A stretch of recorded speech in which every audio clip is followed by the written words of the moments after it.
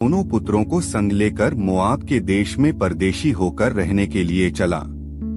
उस पुरुष का नाम एलीमेलेक और उसकी पत्नी का नाम नाओमी और उसके 2 बेटों के नाम महलोन और किल्योन थे। ये एप्राती अर्थात यहूदा के बेतलहम के रहने वाले थे और मोआब के देश में आकर वहां रहे। और नाओमी का पति एलीमेलेक मर गया और नाओमी और उसके दोनों पुत्र रह गए। और इन्होंने एक मोआबिन ब्याह ली। एक स्त्री का नाम ओरपा और दूसरी का नाम रूत था। फिर वे वहां कोई 10 वर्ष रहे। जब महलोन और किल्योन दोनों मर गए, तब नाओमी अपने दोनों पुत्रों और पति से रहित हो गई। तब वह मोआब के देश में यह सुनकर कि यहोवा ने अपनी प्रजा के लोगों की सुधि लेके उन्हें भोजन वस्तु दी है, उस देश से अपनी दोनों बहुओं समेत लौट जाने को चली।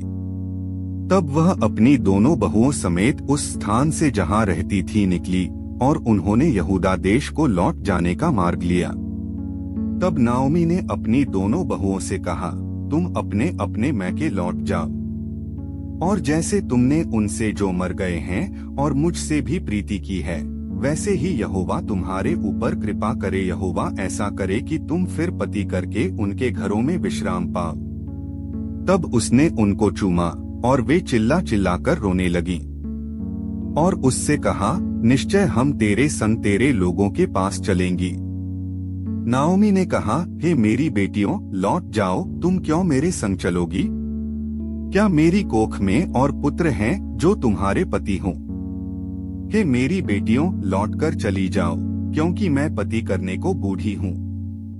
और चाहे मैं कहती भी कि मुझे आशा है और आज की रात मेरे पति होता भी और मेरे पुत्र भी होते, तो भी क्या तुम उनके सयाने होने तक आशा लगाए ठहरी रहती और उनके निमित्त पति करने से रुकी रहती? हे मेरी बेटियों, ऐसा न हो, क्योंकि मेरा दुख तुम्हारे दुख से बहुत बढ़कर है। देखो, यहोवा का हाथ मेरे विरुद्ध उठा है। तब वे फिर से उठीं और ओरपा ने तो अपनी सास को चूमा, परंतु रूत उससे अलग न हुई। तब उसने कहा, देख, तेरी जेठानी तो अपने लोगों और अपने देवता के पास लौट गई है, इसलिए तू अपनी जेठानी के पीछे लौट जा। रूत बोली, तू मुझसे यह विनती न कर कि मुझे त्याग व छोड़कर लौट जा, क्योंकि जिधर तू जाए उधर मैं भी जाऊंगी, जहाँ तू टिके वहाँ मैं भी टिकूंगी, तेरे लोग मेरे लोग होंगे